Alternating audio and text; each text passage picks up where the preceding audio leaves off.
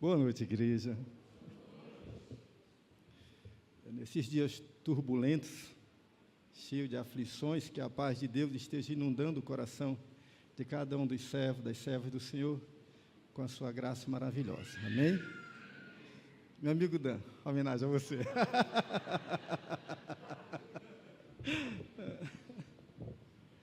Pastor Alexandre Carneiro disse uma vez, aqui nesse púlpito, que uma boa pregação inspira outras reflexões. O que eu vou fazer nesta noite tem a ver com isso que ele falou. No domingo passado, enquanto ouvi a pregação do pastor Mateus Vasconcelos, ali, no finalzinho, fazendo as minhas anotações, meu coração foi muito inundado pelo que eu ouvia, e me inspirou a pensar, enquanto ele falava e anotando coisas, e ao final da pregação eu estava assim, abastecido com muita palavra de Deus no coração.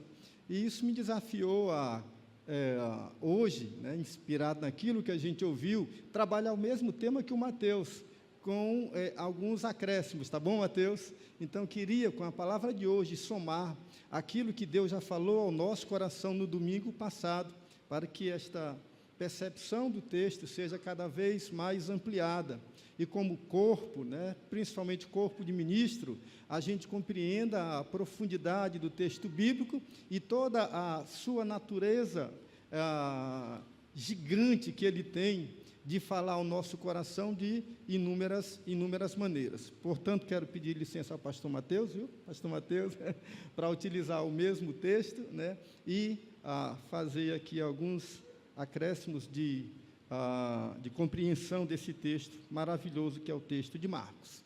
Daí convido todos para o Evangelho segundo escreveu Marcos, capítulo 6, do verso 30 ao 44.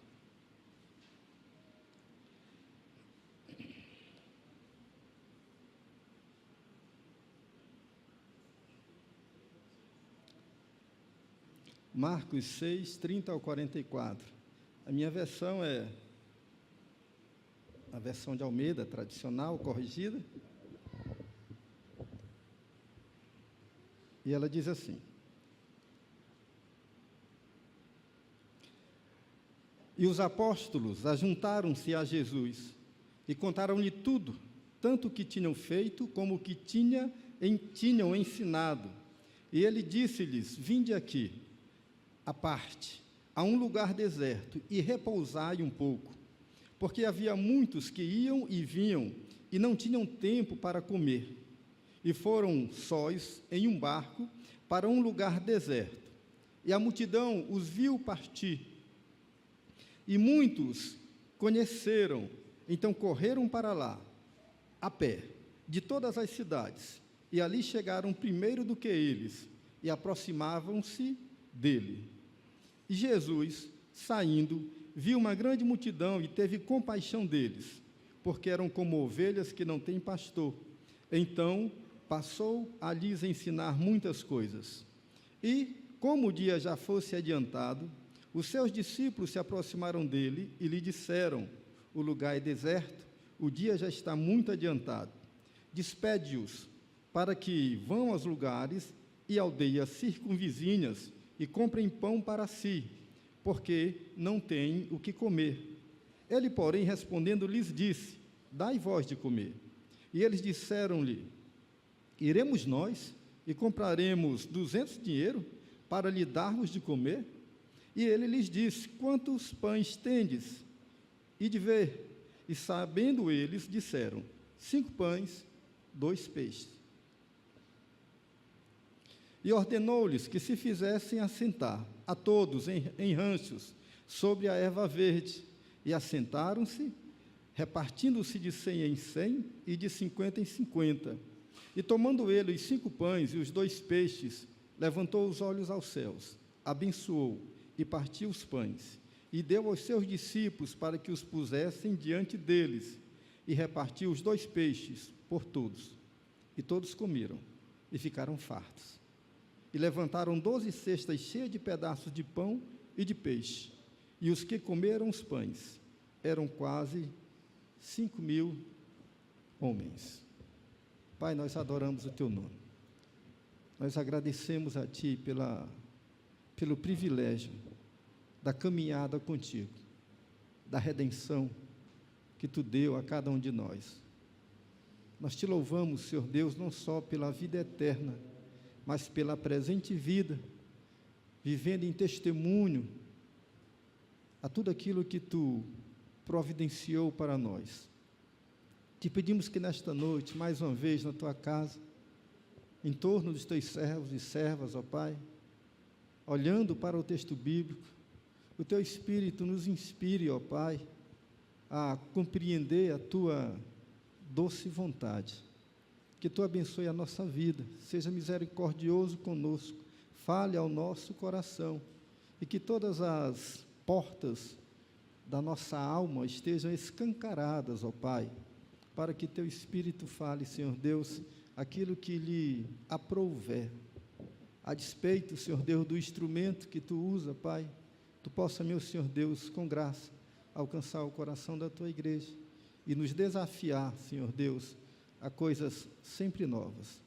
Em nome de Jesus nós Te agradecemos. Amém.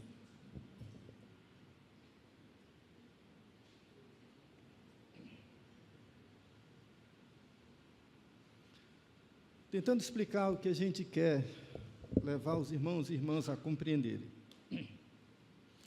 O texto, como já falei, é um texto riquíssimo. Ele nos permite muitos mergulhos nesta água de revelação de Marcos 6. Nós, toda vez que vamos até ele, podemos ter a certeza de que Deus pode fazer saltar aos nossos olhos verdades que podem mexer com a nossa vida e podem nos melhorar, visto que, enquanto discípulos e discípulas de Jesus Cristo, nós estamos neste processo, nesta caminhada de melhoramentos constantes, e assim deve ser por toda a nossa vida. Eu queria salientar algumas ideias, pensamentos, verdades que estão presentes nesse texto. Eu vou fazer 10 ênfases. Então, eu quero trabalhar 10 pontos, mas não se assustem, eu vou ser bem breve naquilo que vou falar, mas queria que você ficasse atento. Vou tentar utilizar no máximo 30 minutos do seu precioso tempo, mas gostaria que esse tempo fosse um tempo de qualidade. Daí, esse texto fez saltar ao meu coração algumas coisas que eu queria dar relevo nele, tá bom? E, a partir dela, pensar numa aplicação tanto na nossa vida pessoal, mas, acima de tudo, na nossa vida coletiva, na nossa vida de igreja, na nossa vida de comunidade. Primeira delas, o texto nos traz a realidade de ensino e pão. Jesus estava pretendendo ensinar, mas Jesus precisou providenciar pão multiplicado para a multidão. E esta relação e esta aproximação e estes dois elementos parecem que estão, vez por outra, presente no ministério de Jesus Cristo. Evangelho se faz de ensino, sim. Evangelho se faz de pão também. E parece-me que a multiplicação dos pães, nesse contexto de ensino que Jesus estava aqui era vivendo, né, nos aproxima dessa coisa que eu chamo de integralidade do Evangelho que consegue ver o homem na sua plenitude, né, na sua inteireza, no seu todo, que não se limita, né, e isto normalmente é papel da religião formal demais, né, a pensar apenas numa esfera da alma, apenas numa esfera do indivíduo. O indivíduo sempre precisará de pão do céu e precisará de pão da terra, porque a nossa natureza, a nossa essência é assim, ela pede isso, não podemos fugir disso. Portanto, ao aproximar essas duas realidades, ensino e pão, nesse texto da multiplicação dos pães e peixes, a meu ver, o Evangelho aponta aqui para a sua integralidade. Sempre que pensarmos em Evangelho, a gente não vai poder fugir disso.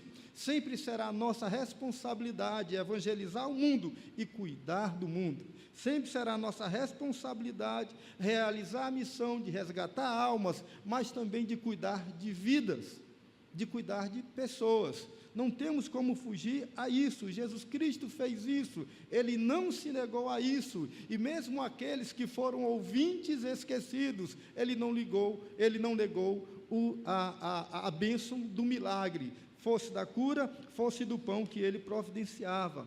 Ensino em pão, evangelho integral, que alcança o homem na sua inteireza. Parece-me que o texto deixa bem claro que a igreja, ao pensar a sua missão deste mundo, precisa ter os olhos atentos a isso. Amém?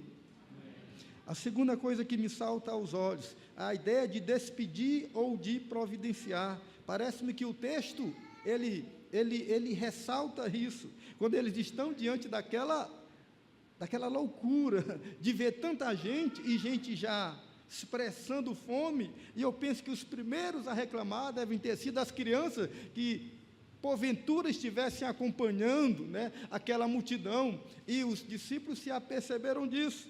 De repente, é um lugar distante, é um lugar deserto, se tem fome, é gente pobre e não tem como comer. Na verdade, não tem nem onde comprar. E quando esta realidade fica bem clara aos olhos dele, as primeiras medidas, né, que se nos apresentam aqui são duas. A dos discípulos, qual é a primeira medida? Despedir. Despedir. Mas a de Jesus, qual é a medida?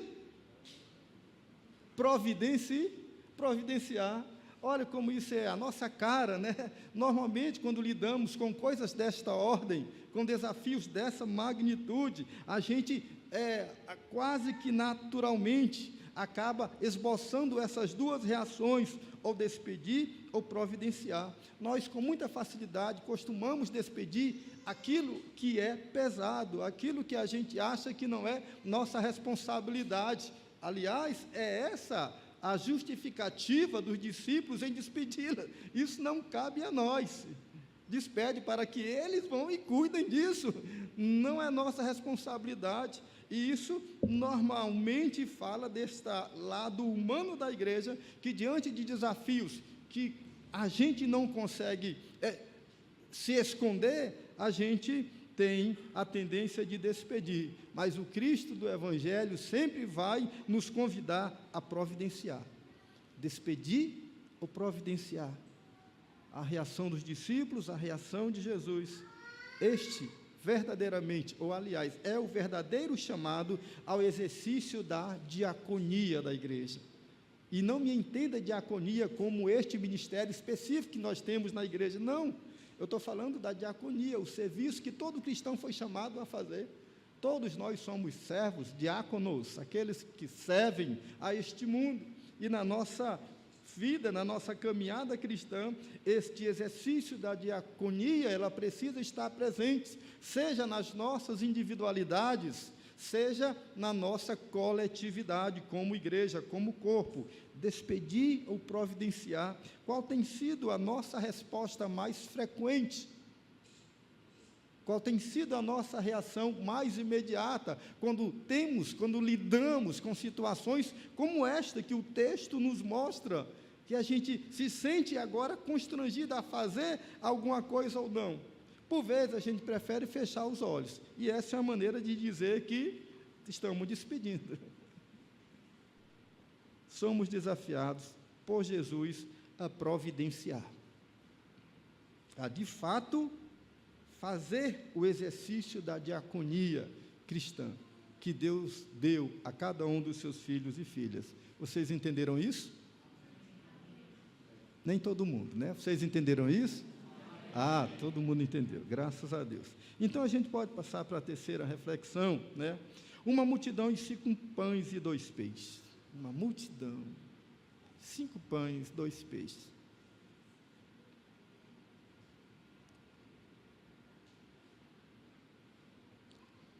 Não tem como a gente fugir aqui do fato de que momentos como este, desafios como este, a gente não soluciona, não resolve, não acha saída, não encontra uma solução com simplicidade.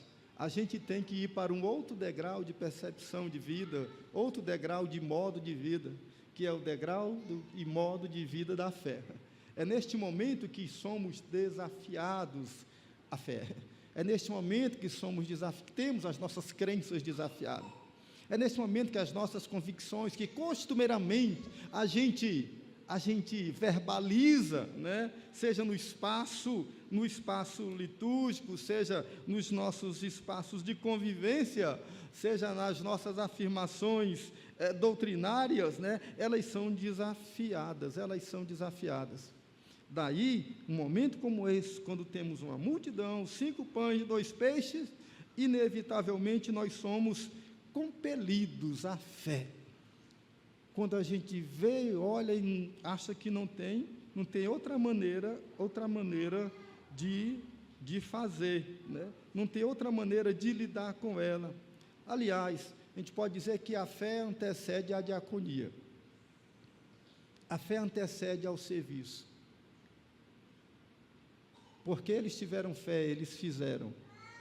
Porque eles confiaram, eles fizeram. Porque eles obedeceram a ordem, a palavra do Cristo, eles fizeram. E isto é exercício de fé.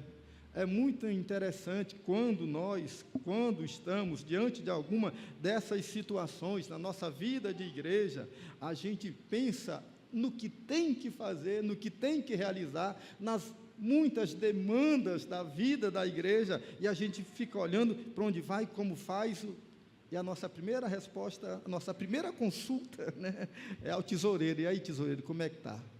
Eufrásio é um homem muito lembrado nesta igreja. Toda vez que tem dificuldade financeira, a gente lembra dele. E a gente acaba dizendo que, por vezes, né, as nossas decisões, os nossos sonhos, os nossos planos, os nossos projetos, os nossos desafios são vencidos com recurso de dinheiro, e nem sempre será assim.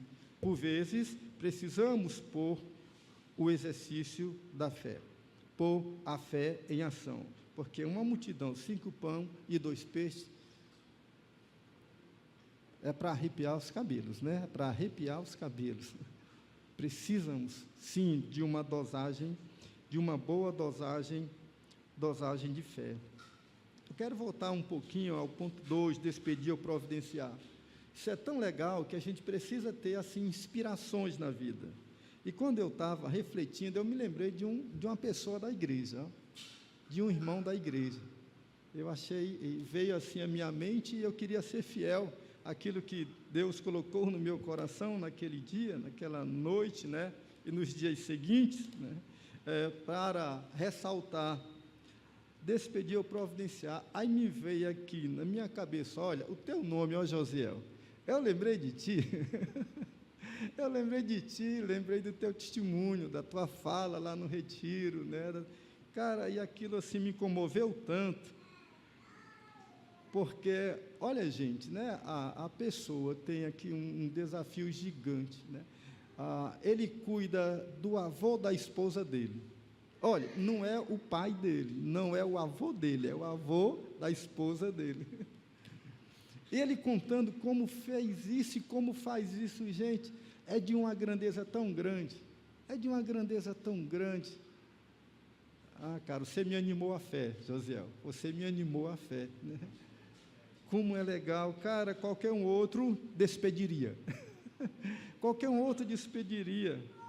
mas você buscou providência, e eu não posso deixar isso passar e lembrar que você, hoje, e eu falo isso agora publicamente, né, é um exemplo, né, de pessoas que têm na sua veia o Evangelho integral de Jesus Cristo.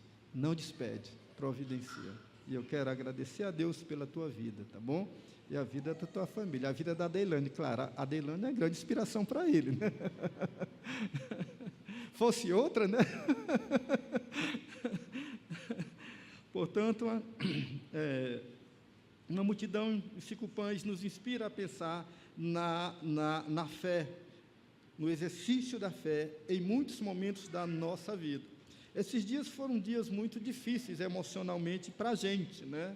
Porque, de repente, eu me vi cercado, rodeado de pessoas queridas em aflição, em doenças que deixou a gente tenso, nervoso, né? A Sâmia, a Celinha, o Cláudio, o sogro do João Paulo, da Germana, inclusive eu vou falar daqui a um pouquinho sobre isso, né? E a gente ficou assim muito se sentindo impotente, como nós somos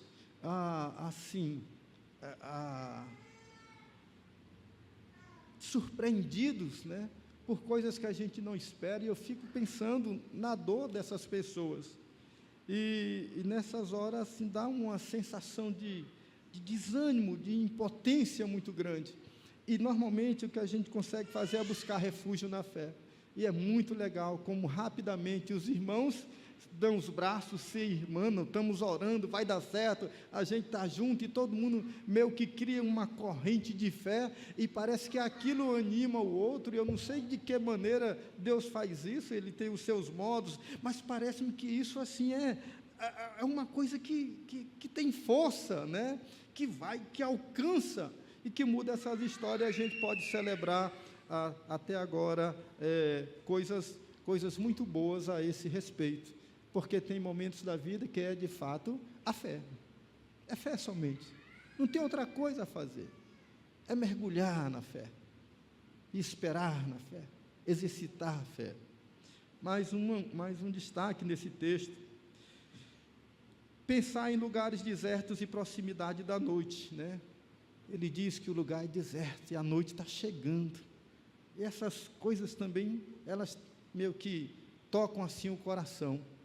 Estão apreensivos, não só porque a multidão é grande, e eles estão com fome, mas porque o lugar é deserto, e a noite está chegando. Parece que isso me fala de tempos e circunstâncias difíceis. Tempos difíceis, a noite chegando. Circunstâncias difíceis, lugar deserto. Nos remete a esses momentos existenciais, ou mesmo circunstanciais da vida, quando nós somos meio que abalados com isso, e a gente fica pensando o que fazer nesses tempos, nessas circunstâncias difíceis, lugares desertos, proximidade da noite.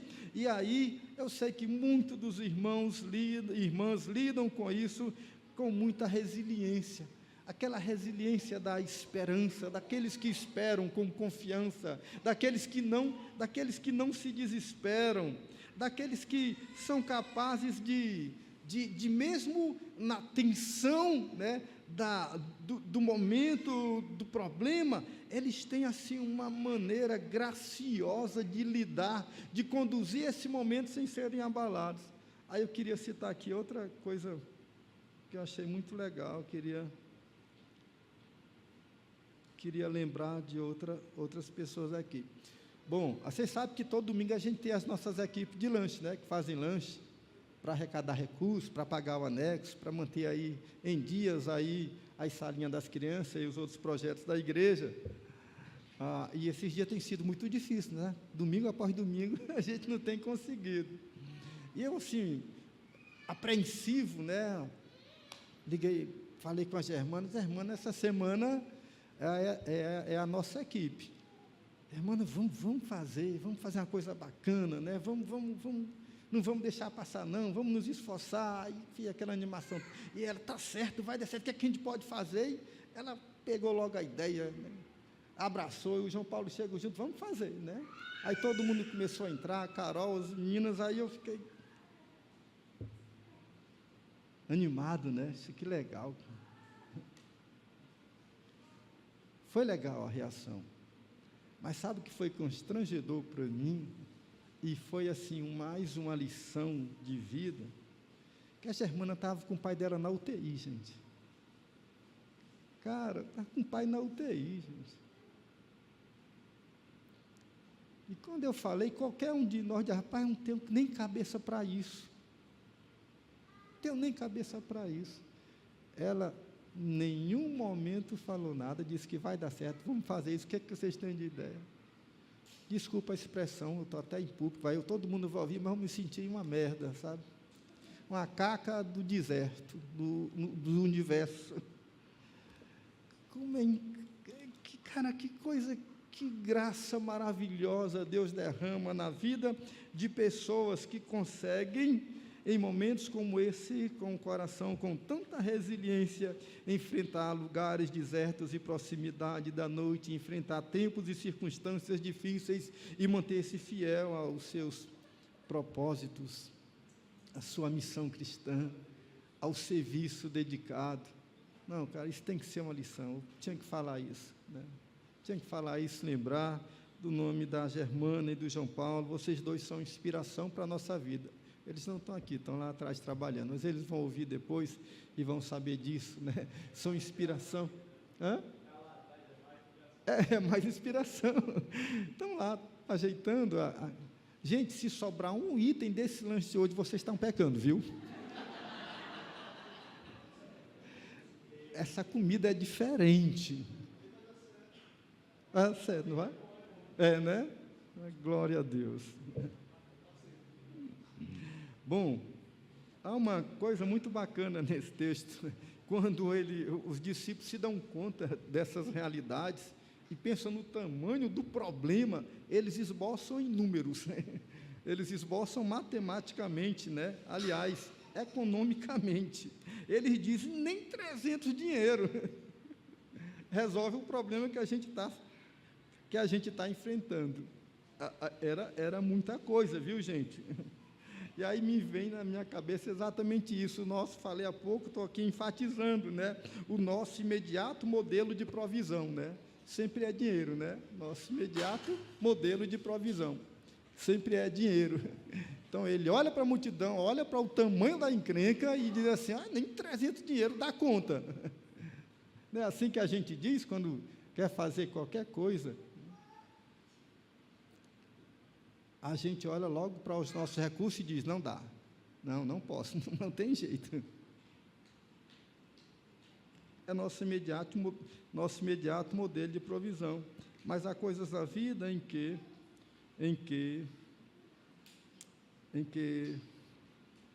não é exatamente de dinheiro, ou não é a resposta imediata, ou não deveria ser a resposta imediata.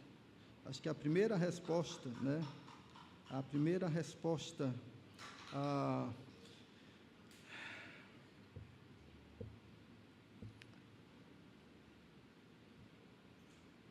Tem a ver com as duas perguntas seguintes que vão ser feitas. Uma pelos discípulos e outra por Jesus. Quando eles apresentam e dizem isso, que lembra o nosso imediato modelo de provisão, é muito dinheiro, eles fazem uma pergunta seguinte a isso que a gente precisa refletir. Ele diz assim, iremos nós e compraremos 200 dinheiros? Aí Jesus responde com uma outra pergunta, quantos pães vocês têm?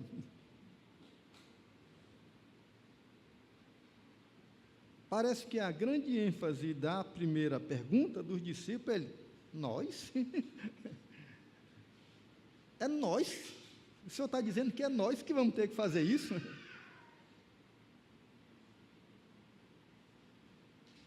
Então, eles apresentam a dificuldade da realização ou do serviço que eles teriam que fazer, e Jesus pergunta quanto vocês têm? Porque, por vezes, a nossa justificativa é dizer que a coisa é maior do que nós, né? A coisa é mais cara do que a gente pode abarcar, pagar, a coisa é mais ampla do que as nossas potencialidades, né? O que a gente pode, né? E aí a pergunta de Jesus, que ele quer levar os discípulos a entender, não é exatamente isso, não é o tamanho aqui do desafio, mas o quanto a gente tem, porque isso vai nos levar à questão da disponibilidade, quanto estamos disponíveis, o que é que você tem, não é o que é que tem que alcançar, o foco, o olhar, não é isso que a gente tem que fazer, não é esse, a ideia é o que é que você tem e você pode fazer. Porque, normalmente, quando a gente pensa, lança alguns desafios grandes para a vida da igreja, a primeira pergunta é essa, nós? E a pergunta deve ser, quanto você é capaz de fazer, de disponibilizar, de se entregar? Quanto o coração é disponível? Porque se for um pouquinho disponível, seja poucos pães e poucos peixes, Deus sempre providenciará uma maneira de realizar, pela disponibilidade do coração.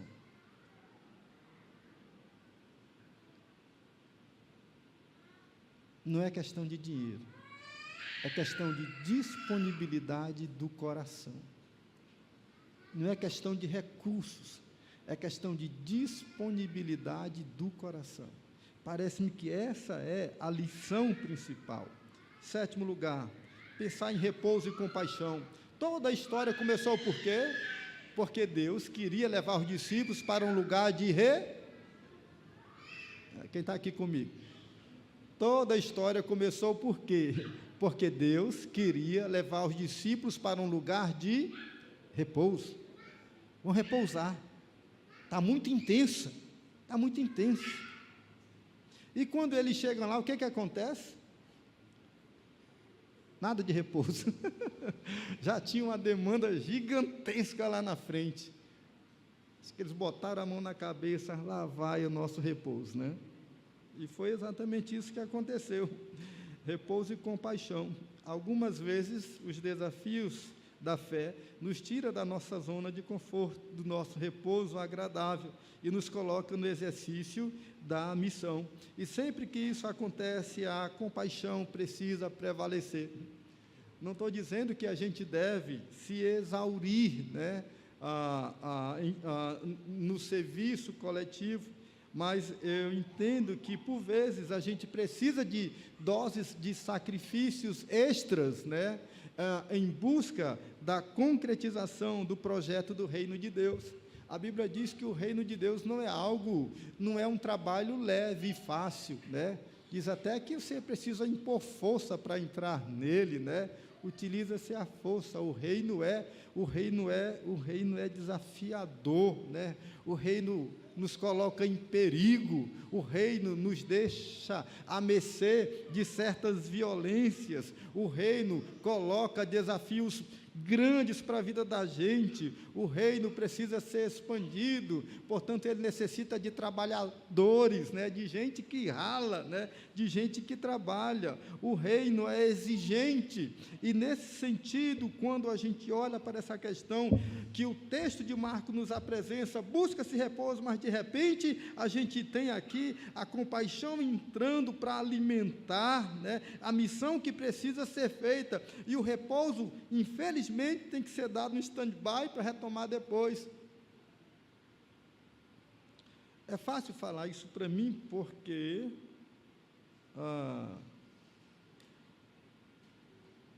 a minha experiência de vida talvez seja diferente da experiência de vida de vocês, né? Então,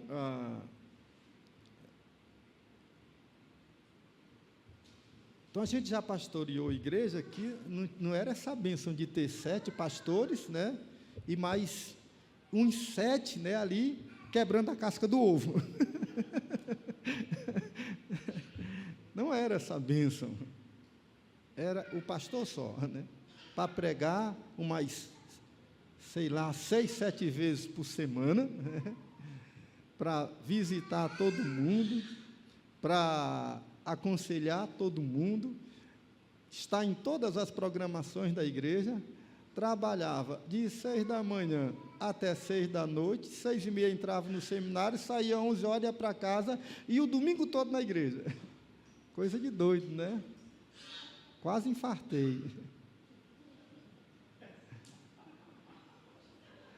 Eu acho que tem as profissões que são de risco, aí você tem que aposentar mais cedo, não tem?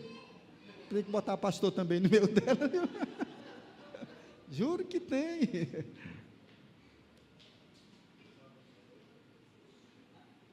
Então, por vezes, nosso repouso vai para o espaço.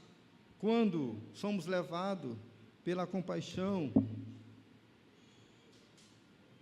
pelas pessoas, a fazer sacrifícios extras para cumprirmos a missão que Deus tem para cada um de nós. E o legal disso é que ninguém está isento disso. Não pense que é o pastor, o presbítero, o pregador, o professor de escola bíblica que tem essa missão. Deus a deu a todos nós. A todos nós. A todos nós.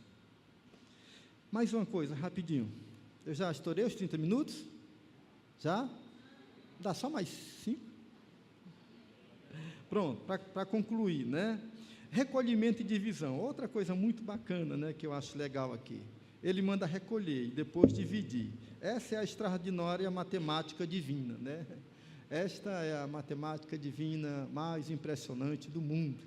Ele recolhe pouco, né? E divide muito, né? E divide e multiplica muito, né? E isso é muito, muito bacana e muito bonito. Mas lembre que essa multiplicação maravilhosa, esse milagre espantoso, essa coisa gigantesca que a gente diz, olha que coisa maravilhosa, todo mundo comeu, ainda sobrou cesta de pão, né? Jamais teria existido se não houvesse recolhimento. Se alguém não recolhesse do seu pouco. Deixa eu fazer uma acusação para a igreja aqui, publicamente, né? A gente vai ficando mais velho, vai perdendo assim a vergonha de falar o que tem. Mas é legal. Às vezes nós fazemos campanha na igreja e 30% da igreja doa 70% do que precisa. E os outros 70% doam os 30% que falta. O sonho da minha vida é ver toda a igreja doando o pouco que tem. Isso é muito mais gratificante. Isso é é extraordinariamente, né, mais maduro, mais verdadeiro, mais comprometido. Gente, então não é a questão de ter um problema e a gente pega e alguém dá o dinheiro e resolve. É a ideia de comunidade. Está entendendo? A gente está precisando aqui de 5 mil, alguém diz, eu tenho 5 mil, eu dou. Não tem graça. Mas todo mundo chega, eu dou 10 conto, eu dou 50, eu dou 30, todo mundo. Cara, isso é espetacular, isso é o espírito comunitário. Esse é o espírito da vida comunitária. Esse é o espírito da igreja. Enquanto a gente não entender isso, a gente não vai ser, de fato, a gente não vai ver. A gente gosta de usar aquelas frases, né? Eu faço parte dessa história. Faz nada. A gente faz quando todo mundo. Eu gosto muito de uma expressão no Antigo Testamento que diz assim: e todo o povo se levantou como um só homem. É bonito isso, né? Muito legal. Eu estou falando disso. Só usufruímos da multiplicação maravilhosa, milagrosa que Jesus fez de pães e peixe, quando nós, disponivelmente, graciosamente, cheios de fé, somos capazes de romper a nossa retenção e recolher do pouco que cada um pode dar e fazer para o reino de Deus. E este reino começa nessa nossa experiência laboratorial de igreja que nós somos, porque eu sei que tem muito mais para fazer, e é fora daqui, não é aqui, mas aqui pelo menos é uma experiência, é um tubo, é um local onde a gente pode ver esse tipo de experiência, e se a gente não consegue fazer aqui, não vai conseguir fazer no mundo. Lembra da expressão? Lembra que o Evangelho diz sobre, no pouco fosse, sobre o muito? Aí todo mundo se anima, né? É quase uma palavra de coach, né? Quase uma palavra de prosperidade. Então eu vou dar um pouquinho para receber muito. Não é essa a ideia. É fidelidade a ideia. Quem consegue ser fiel nas pequenas coisas é capaz de ser fiel nas grandes coisas. Quem rouba em R$1 vai roubar em 1 milhão com muito mais facilidade. Quem é íntegro com R$1 vai ser íntegro com 1 milhão. Está amadurecido, pronto para lidar com essas coisas da vida, tanto com a riqueza como com a pobreza. Quase encerrando. Antes da multiplicação, a gente tem a disposição do coração. Portanto, opera aí o coração disponível, o desapego, né? Suplantamos aí a ganância, a suvinice, a mesquinhez, essa coisa toda. Para encerrar, a gente tem aqui uma questão: o indivíduo e a multidão. A gente percebe em todo esse texto essa realidade, porque a multidão é composta de indivíduos, Individualmente, nós vamos formando grupos, pequenas multidões, e igreja não deixa de ser isso. Como diz o cearense, essa ruma de gente, essa negrada toda aqui, né, junto, que faz ou é a igreja do Senhor Jesus Cristo. Mas é composta nas suas individualidades. Essa nossa individualidade que o Senhor Jesus coloca junto e diz: somos como que membros que formam um corpo, tijolos que formam um edifício, e aí temos toda a noção de ser igreja, né? de ser um sujeito espiritual, um sujeito coletivo, né? E, nesse sentido, eu e você temos sempre o imenso e grato desafio de estar suplantando as nossas individualidades em prol da coletividade, fazendo essas duas coisas caminharem sadiamente, fazendo com que essas duas coisas elas se equilibrem. A ideia não é tornar aqui o indivíduo um ser sem identidade, só pensar no corpo, no todo, mas também não é ficar dando voz às individualidades.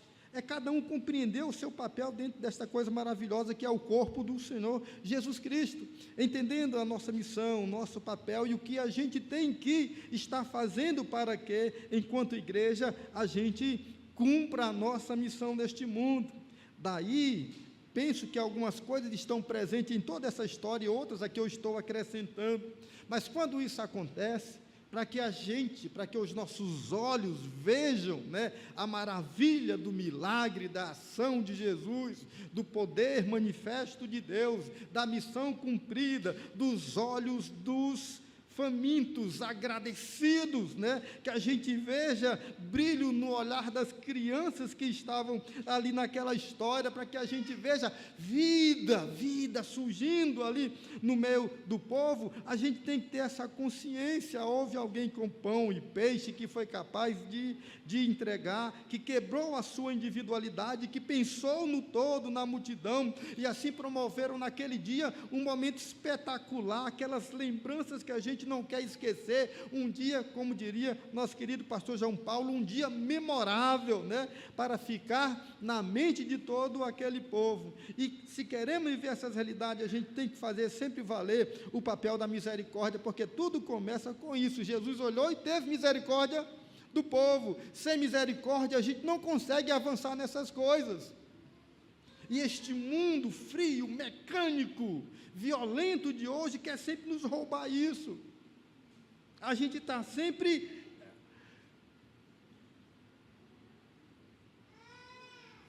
não sei como é a palavra que eu quero dizer, mas é assim, a gente vai estar meio que se robotizando, se tornando algo bem frio, bem de metal,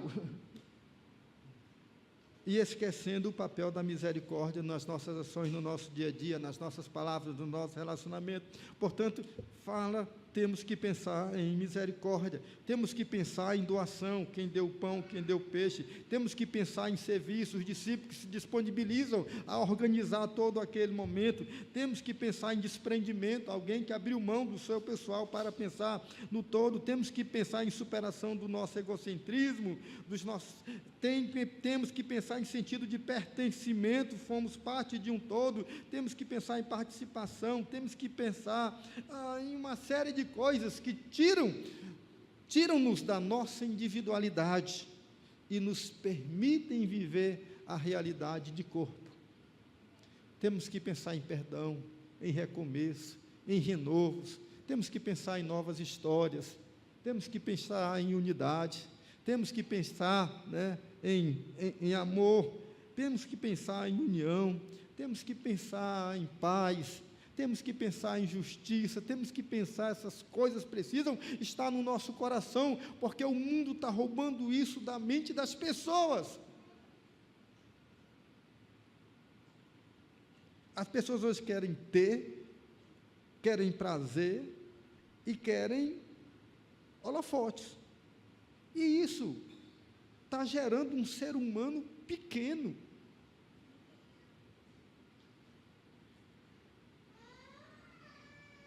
A depravação está piorando por conta disso, porque agora acham que isso é bom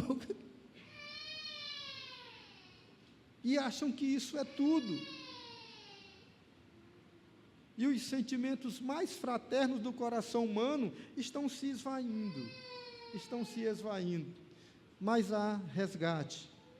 Enquanto a igreja do Senhor, né, estiver com os olhos abertos e atenta à sua palavra, ao seu conselho, sempre haverá esperança. Eu troquei tudo hoje, né? A gente diz o tema no começo, eu vou dizer o tema da pregação no final. Qual era o tema, Pedro, que eu te dei? Eu não notei aqui não, no meu esboço. Pequenas porções, grandes desafios. Não precisamos de muito. Pequenas porções, alguns pães e alguns peixes, podem nos fazer superar grandes desafios, como atender à fome de uma multidão.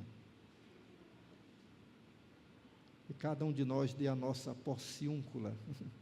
Lindo esse nome, né? A nossa pequena porção. E isso fará o reino de Deus grande. Para os muitos desafios que nós temos na nossa frente, não são poucos. Que Deus abençoe a todos em nome de Jesus. Amém.